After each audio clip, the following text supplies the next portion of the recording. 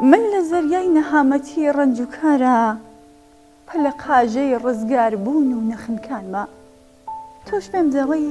هێواش هێواش با تەڕنەبی. جوانترین و ڕازاوەترین سڵاوەکانتان پێشکەش بینەرانی ئازیزی تەلەڤیزیۆنی کۆمەڵە. ئازیزان بە خۆشحاڵیەوە لە خزمەتتاندان بۆ پێشکەشکردنی بەرنامەیەکی تر لە بەرنامەکانی دیدار و ڕاوە. لە بەرنامەی ئەمڕۆماندا وتوێژێکمان دەبێت لەگەڵ بەڕێز هیوا ئەمانی، شاعری شۆڕەژگەر و هەڵسوڕاوی سیاسی نێوڕیزەکانی کۆمەڵە. بۆ هیوایە ناوەڕۆکی بەرنامەکە جێگای سەرنج بێت. ناوبەڕێکی کورد ببینین ئەچینە لای کاکیوە.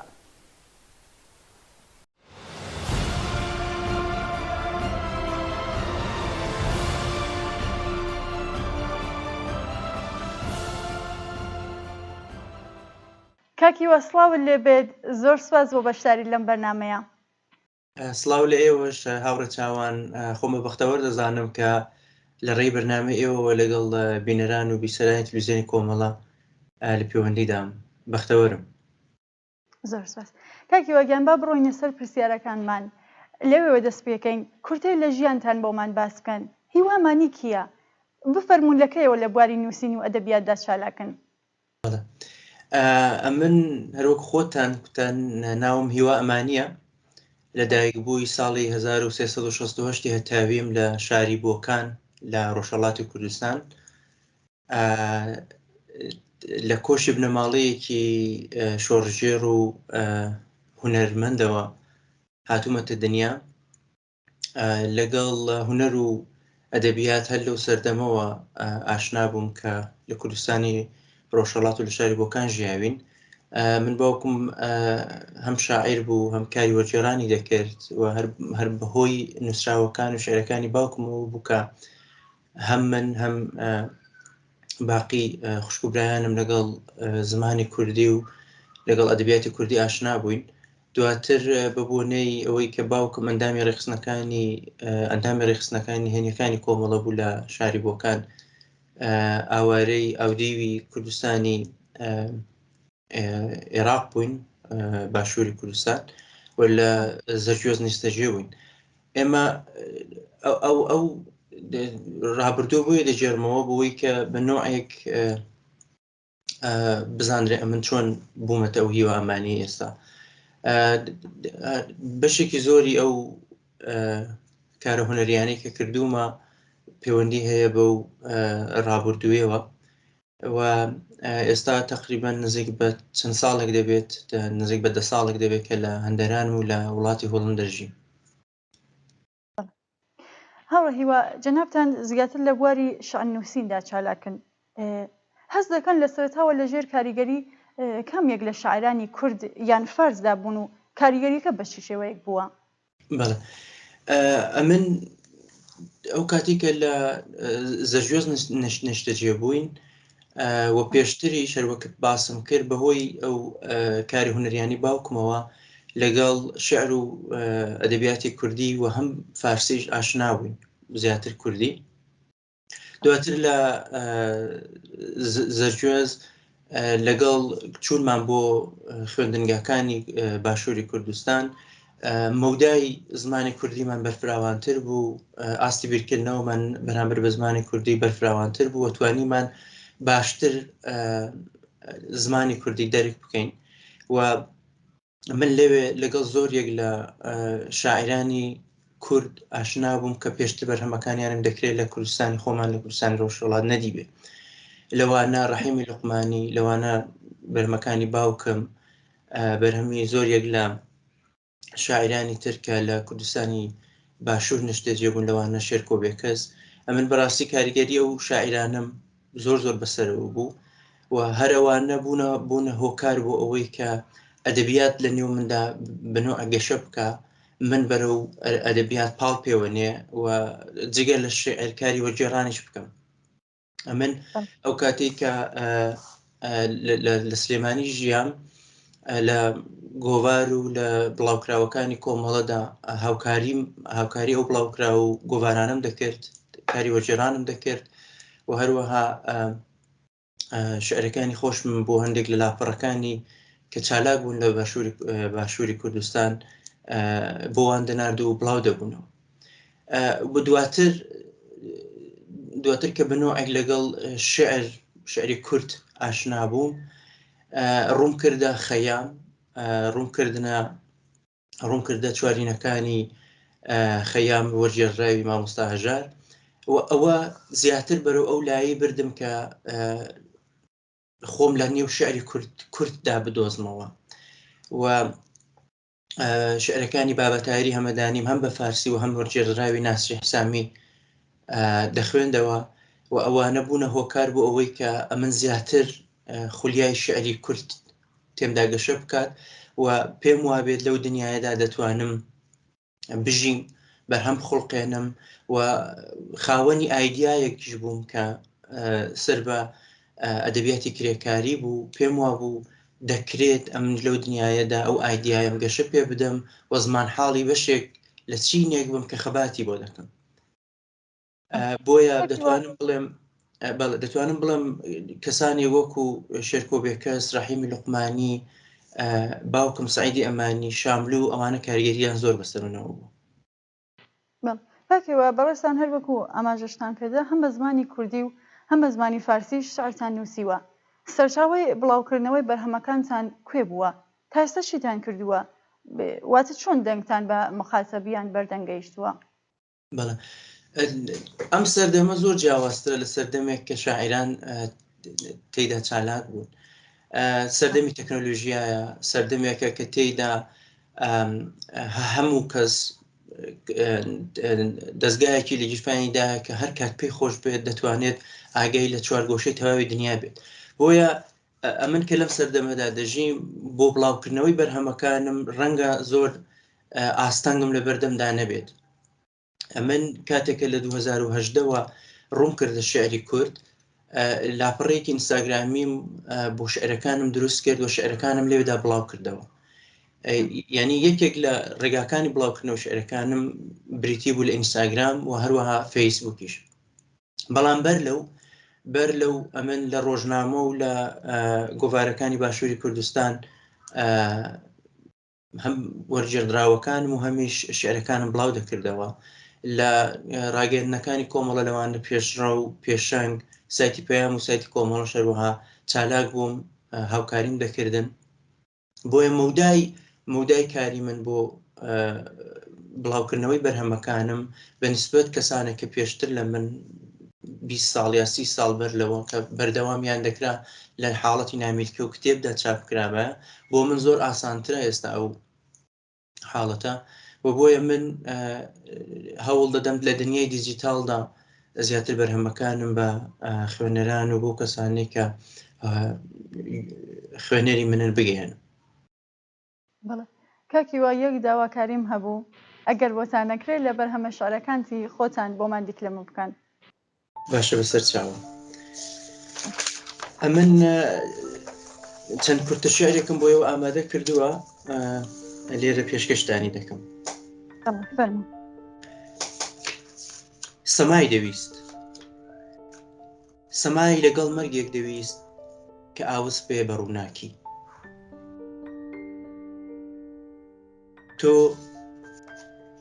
تۆ شوانی شعرەکانی لە خەیاڵیاندا فێری فڕینمان دەکەن، کەچی خۆیان هێشتاش باڵکراون.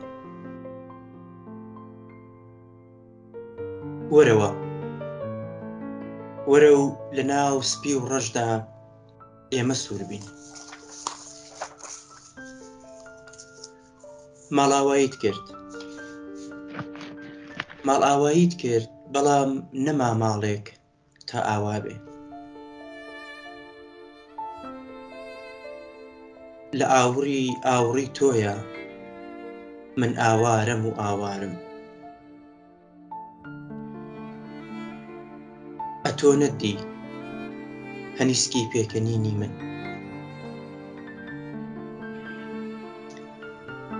لە ئاسمانی بێبەشانی ئەم وڵاتە هەوریش بە تەنها نابارێ، مەگەر ئەوەی کۆمەڵە بوو.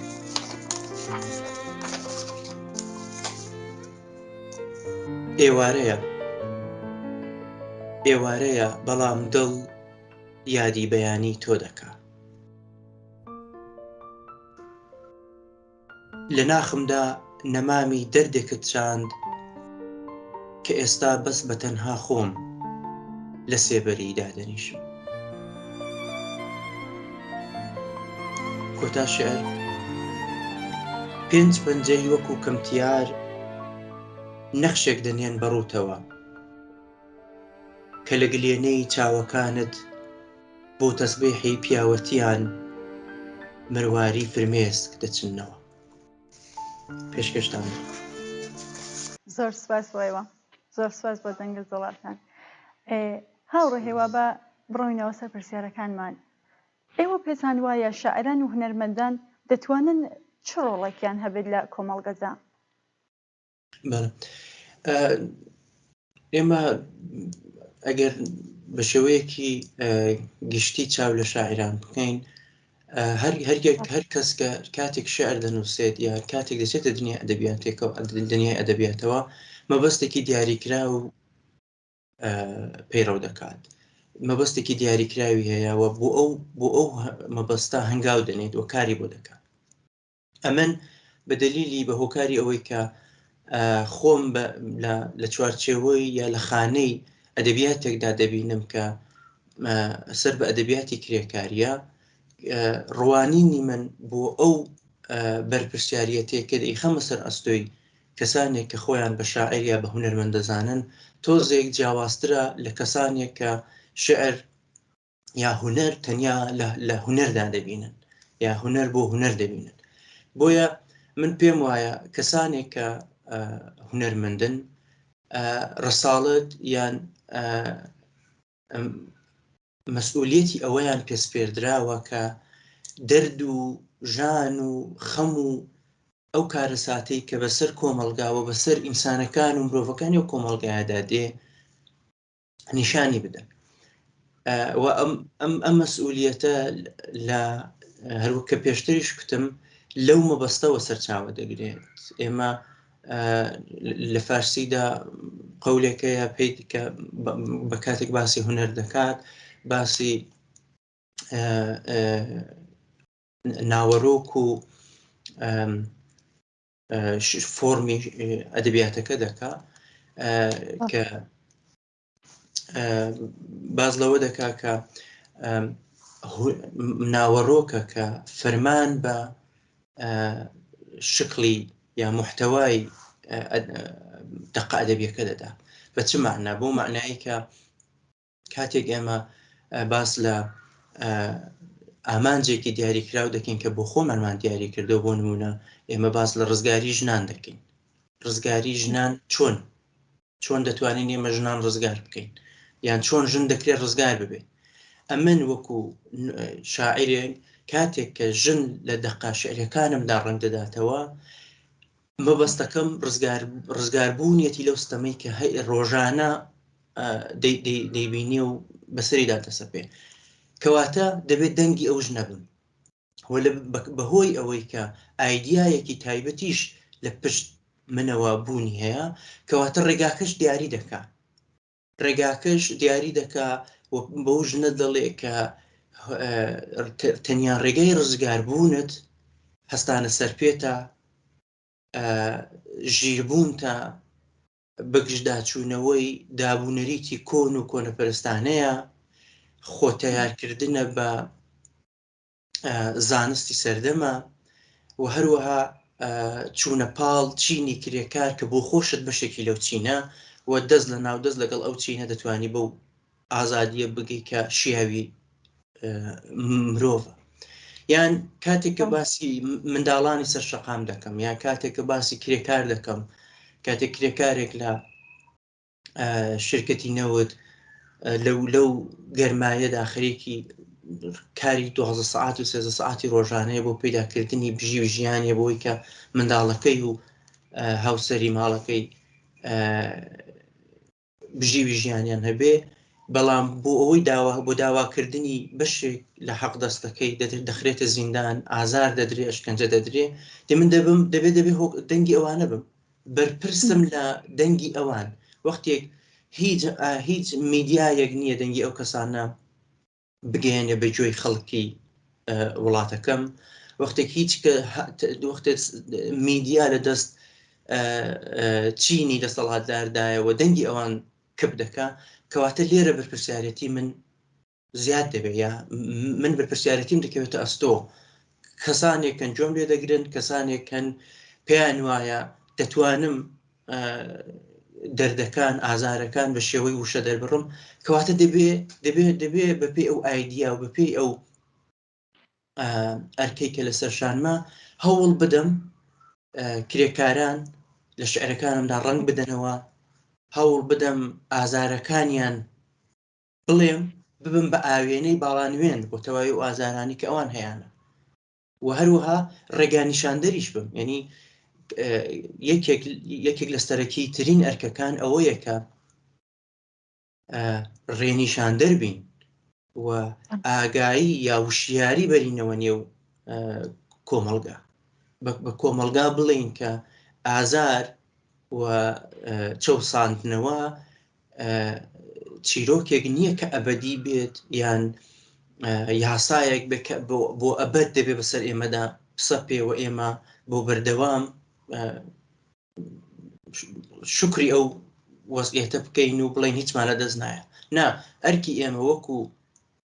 کەسانێک کە خۆمان پێ هونەرمەندە بریتە لەوەی کە ئازار و دەردوژانی خەڵکی بەشمەینەت بە کرێکار و بە ژن و منداڵ و بەلاو و بە گەنج و پیرەوە هاوار بکەین هەستی پێ بکەین لە نێو بەرهەمەکانماندا ڕنگ بداتەوە و دواتر ئەو ڕنگدانەوەیە چ بێت هوشیاری بەرێتەوە نێو کۆمەڵگا وەک ئەوە وایە کە من ئەو دەردە لەو خەڵکە وەردەگرم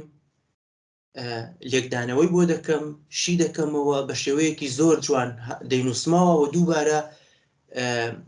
ڕەنگی دەدەمەوە نێو کۆمەڵگا کاتێک ئەوەم کرد ئەو کۆمەلگای وشیاری دەچێتە سەرێ بەردەم بۆ مافەکانی تێدەکۆشێ هەڵدەستێتە سەر پێ و دەزانیە کە جگە لە خۆی خەڵکێکی دیکەش هەن کە هاوچارە نووسین هاودەردین و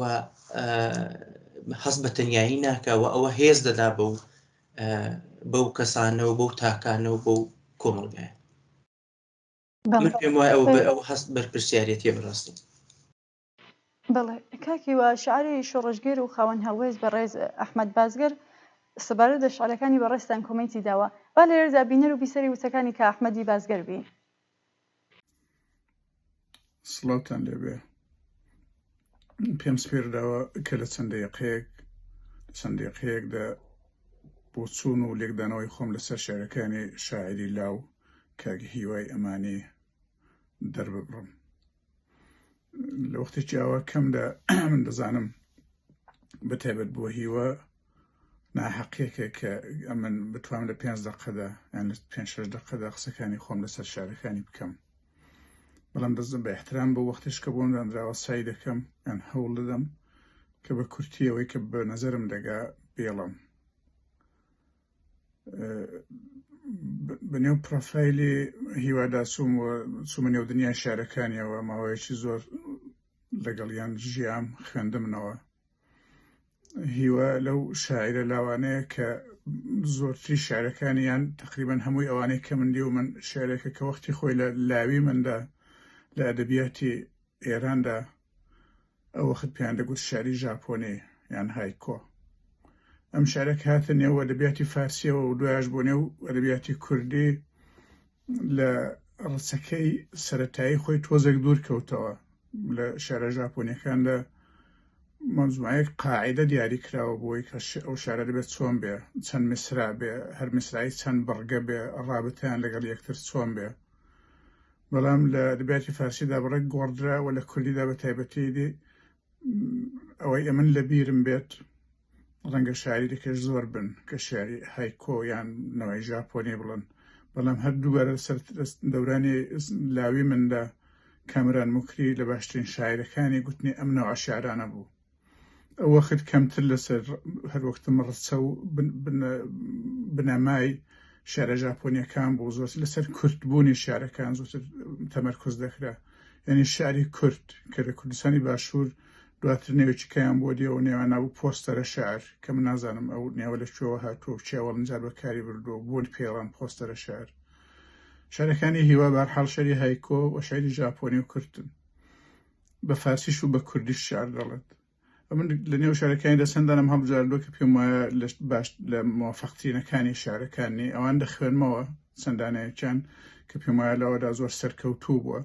دوایەگە تێبینیەکیشم هەبێ نەزەرێکم هەبیان پێشنیهادێکم هەبێت بۆ هیوا ئەوانیش لە کۆتایی قسەکاندا باز دەکەم لە هیچ لە شارەکانیدا دەڵێ بۆ گوڵێک بۆ یەخەت بۆ نان بۆ ئاو دەڕۆم یان کۆڵێک دەهێنمەوە یان بە کۆڵ دەمهێننەوە ئەم کورتە شارە ئەوڵەن لە زەرفیەتەکانی زمانی کوردی زۆر باش ئیسفادەی کردووە دوای زۆر کورد باسی ڕەنجێکی زۆر گەورە دەکات و هەدەفی خۆی دەپێکێ شارێکی کەی هەیە کە شارێکی هەر جوانە گشت ئەو ڕووبارانەی هیوای دەریا لە ناویانە دەخنچێ دەبنە زەرکاو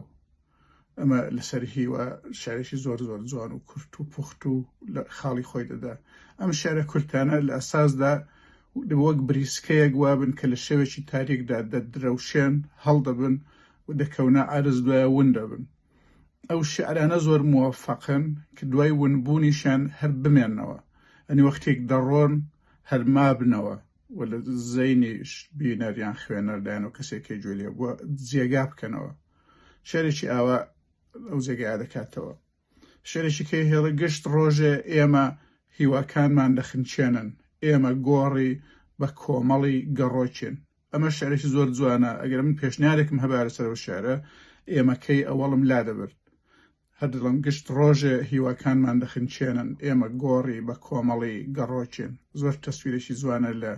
بێ هیوایی و لە کوشتنی ئومێد لە کۆمەلگایەکدا قوڵترین دەریاکانیش لە کۆتاییدا لە ئامێزی کەنارەکاندا ئارام دەگرن زۆر جوانە بەرحاڵ ئەو نەزەرانەی کە من پێم وابێ دەبێت هیوا ڕەچاویان کە لە بۆ موفقبوونی زۆرتری بۆ ئاشنابوونی زۆرتر بە دنیای شعر دەبێت لە بوارەکانی دیکەی شێعری کوردیشدا بە تایبەتی تاقیکردنەوەی هەبێ زۆر باشە وەڵام بخوێنتەوە شاعرە کلاسیکەکانی کورد بناسێنە بیان ناسێ و تاقیب کاتەوە وەختێک چۆ دنیای غەزەل و قەسیدە و شعری نوێی توولانی تر ئەو وەختی زەرفیەتەکانی زمانی کوردی زۆرتر کەشف دەکات و لێهاتوویەکانی خۆشی مەیدان زۆرتر پەیدا دەکەن بۆ ڕشتکردن و بۆ خوڵقاندن ئەمە هیچێک گەشت پیوا هەربی هەوێت هەموو ئەمری فەقەت لە عمر لە شعری هایکۆ و ژاپۆنیدا بمێنێتەوە حتمەن زۆر موفق دەبێت بەڵام کافی نییە ئەوە پێشنیارێکە کە من لە نەزرم دەکە نکتەیەکی دیکە ئەم دەورانە شاعری لاو بە تایبەت دەم نەکرد بۆ هیوا بۆ هەمانە و تۆسیەم هەیە لە بڵاوکردنەوەدا زۆر پەلە مەکەن ئەو دنیای فەیسبوک و دنیای مەجازیە زۆر مشکلی ساز کردووە بەو پێهەڵگوتنانێک کە لە فەیسبوکدا دەگوترێن و خەڵک بۆ دەستێنەوە ئینسان نابێت لە خۆی بایی بێت زۆرتر گوێ بگرێ بخوێنتەوە و لەگەڵ خۆی سەمیمی بێت ئەم قسانەی کە واقعاً دەکەونە نێو دڵەوە و ڕاستن و لێکدانەوەی سەحیح و ئەدەبین دەبێت زۆرتر وەربگیرێن هەتا پێهەڵگوتنی سەتحی نێو دنیای مەجازی ئەو دوو نکتەیەکی دیکەسن بە فارسی شعر دەڵێ شعر فارسیەکانیشی زۆریان زۆر جوانیان تێدایە بەڵام ئەگەر بیهەوێ هیوا جەماوەر بۆ خۆی پەیدا بکات و بتوانێت تەئسیر دابنێکەوە و وەزیفەی هەر شاعیرێکە کە ئۆپنیۆن دروستکا بۆ خۆی کە قسەکە ئەمگەی نێو جەماوەری خەڵک دنیای ئەدەبی فارسی بۆ شاعیرێکی کوردی ئێستا بەداخەوە جگاکەی زۆر بەرتەسکە ئەمەگە چە لە تاریخیش بکەین و نووسەرانەی کە فارسی نووسیویانە زۆر کەم وەک مەنسووری یاقوتی و عەلی ئەشرەفی دەروێشیان مەشهوور و ناسراو بوون و جیان بۆتەوە یان وەکو محەممەدی خازی وەک متەرجمێک لە دنیای شاعیرانی کورددا من کەسم پێشک نایە لە نێو ئەدەبیاتی فارسیدا جێگای بۆ کرابێتەوە سەر ڕایەوەی کەسی وەکو سوارەی خاینزادەمان هەیە کە زۆرتی شعرەکانی بە فارسی بوون بەڵام لە ئەدەبیاتی فارسیدا تا ئێستا من نەمدیوە لە جێک باسی بکرێ بەڵام لە دنیای ئەدەبیاتی کوردیدا گەورەیە زێک جار گەورەیە هەروەک زلالی مەلەکشار بە فارسی دەستی پێکرد پێم وانێ قەت جێیەشی بۆ کرابێتەوە هەوەی کە مەشهوری کردووە کشێرە کوردەکانی جا مەشهورکردنەکە زۆر بۆ من ئەهمیەتی نییە ڕاستیەکە دەوێت تەسیردانان لەسەر زانایی کە خەریکی ڕۆبەڕۆی قسە دەکەی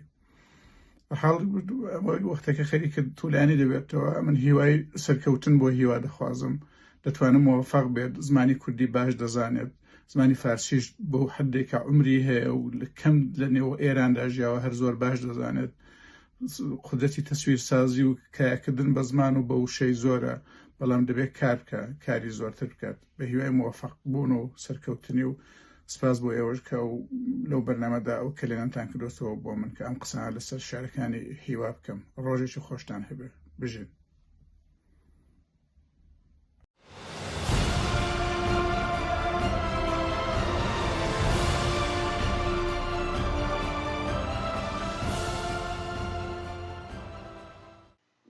من پرسیارێکی تایبەتم نەماوە ئەگەر دەتانەوەی خۆتان لە کۆتاییدا ئاماژە بە شتێکی نەوتراو بکەن بفەرمونون. من زۆر سپاس بۆ ئێوە بەڕاستی من پێم وایە تلویزیۆنی کۆمەڵە یا بەرنامەکانی تلویزیۆنی کۆمەڵە تاکە شوێنیەکەن کە دەتوانن ڕنگدانەوەی تەواوی ئەو ئازارانە بن کە لە کۆمەڵگەی ئێمەدا بوونی هەیە بۆیە سپاسان دەکەم دەستان بەگەرمی دەکوشم کە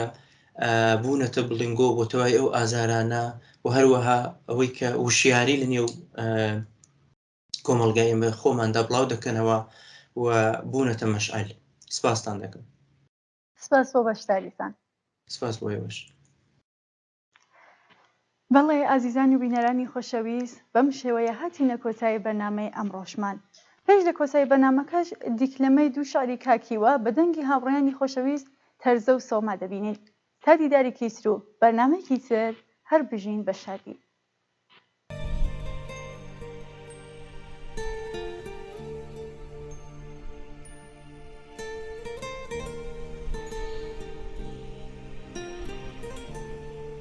لەکوێوە دەست پێ بکەم تۆ بڵێ چاوەکانت ماندوو نەبن بە خوێندنەوەی لە کام ژان و کامە ئازار بۆ تۆ بدوێم لە کڵاو ڕۆژنەی کامە خەیاڵی سارد و سڕەوە دووکەڵی سووتوی شارم بۆ مەینەتی وڵاتەکەم بێتە دەرێ بۆت بنووسم لەو دەستانەی کام نازی جگەرگۆشەی دەکا و هەمیش قەڵەشاوە وە کڕینی نانی سبەی بۆت بنووسم لە گوڵپەڕی ئەو تەمەنەی کە لە بریتی کرێی کاردا هێواش هێواش هەڵدەوەرێ ڕێم پێ بدا بۆت بنووسم لە باسی ئەو کچەی مۆمی تەمەنی نەبەما چوونە لە باوەشی یاردا کە بەڵکو بە ئازاری بلوک و شە کوژایەوە یان بنووسم لە پەژارەی ئەو مناڵەی کە ژیانی بە گڕووگاڵی تێربوون بە برسێتی سرایەوە یان ئەتەوێ لە چاوی چاوەڕوانی دایکێک بۆت بنووسم کە سۆماکەی بە جۆگەلەی ئەسرینی خەموژانی پەتی ملی ڕۆڵە تێکۆشەرەکەی کەس بووە ئەم جارەیان بۆت ئەنووسم لەو بەژنەی کە لە قوڵایی تووڕەی خەموژاندا بە بەرزی خەیاڵم ڕاساوە و لە دەستیدا ئەستێرەی هیوا خۆی ئەنوێنێ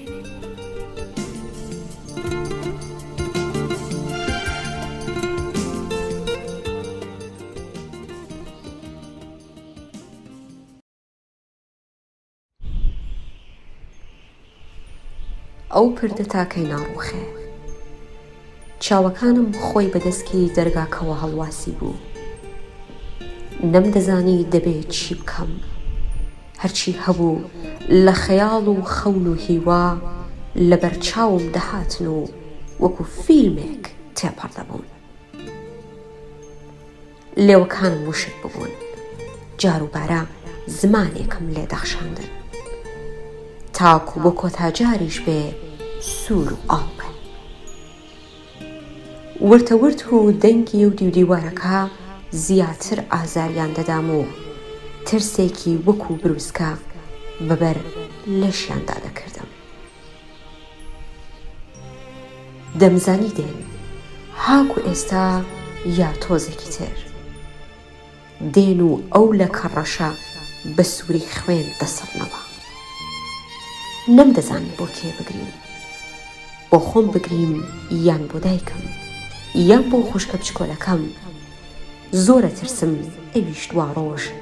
بۆ سڕینەوەی لە کەیەکی ڕەش خوێنی بڕژێ. هاتنە ژوورێ، باوکم نەبوو نەمدەناسی، برام نەبوو نەمدەناسی، لە خوێنم بوون لە خوێنیان بوو، بەڵام نە ئەوان و نە ئەمنیش